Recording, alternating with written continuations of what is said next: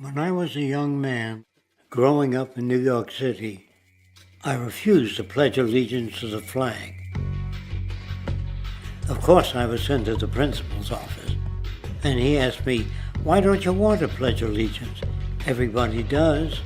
I said, "Everybody once believed the earth was flat, but that doesn't make it so."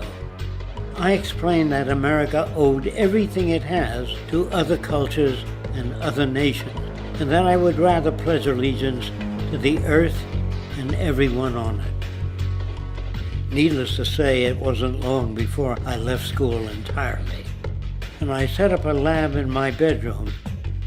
There I began to learn about science and nature. I realized then that the universe is governed by laws, and that the human being, along with society itself, was not exempt from these laws. Then came the crash of 1929, which began what we now call the Great Depression. I found it difficult to understand why millions were out of work, homeless, starving, while all the factories were sitting there. The resources were unchanged.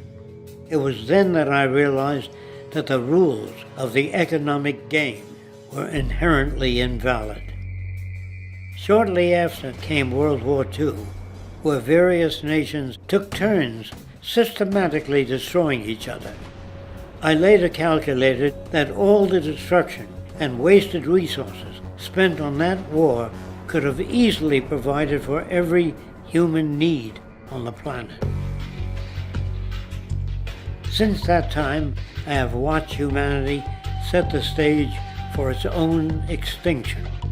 I have watched as the precious finite resources are perpetually wasted and destroyed in the name of profit and free markets. I have watched the social values of society be reduced into a base artificiality of materialism and mindless consumption.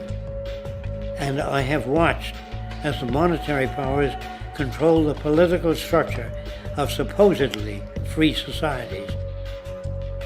I'm 94 years old now, and I'm afraid my disposition is the same as it was 75 years ago.